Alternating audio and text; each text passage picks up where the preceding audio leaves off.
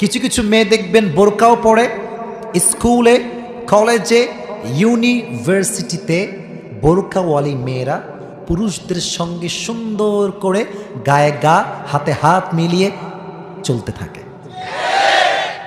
কি এই বোরকার কি দাম আছে আল্লাহর কাছে?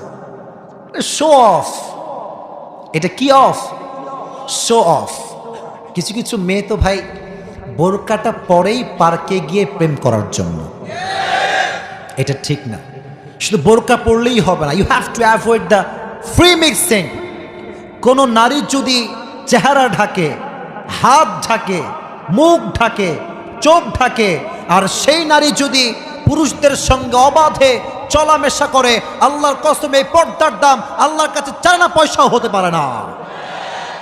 ফ্রি মিক্সিং অ্যাভয়েড করতে হবে। কারণ আল্লাহ তাআলা বলেছেন 22 পারাতে আল্লাহ তাআলা বলেছেন, ইন্নামা ইউরিদুল্লাহু লিইউযহিবা আনকুমুর রিজসা আহলাল বাইত ওয়া ইউতাহহিরাকুম তাতহীরা।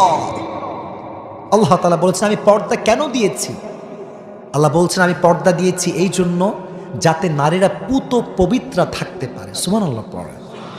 এখন যদি কোনো নারী পর্দায় থেকে ফ্রি মিক্সিংয়ে ঘুরে বেড়ায়, সে কি আসলে পবিত্র আর থাকতে পারবে? 2 নম্বর রুলস, যে নারীরা ফ্রি মিক্সিংকে অ্যাভয়েড করবে, তবেই তার বোরকার মূল্য বাড়ায় দিবে একজন, তিনি কে?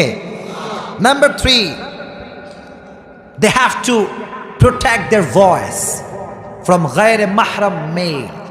কিছু কিছু মেয়ে আছে দেখবেন বোরকাও পরে, হেজাবও পরে, আর রাতের বেলা আসলেই হ্যালো জান কি করো,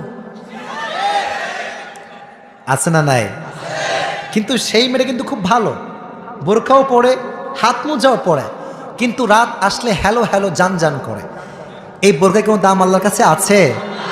নাই। এটা আপনাকে বুঝতে হবে। আপনার যে ভয়েস, এটা হচ্ছে পর্দার অন্তর্ভুক্ত।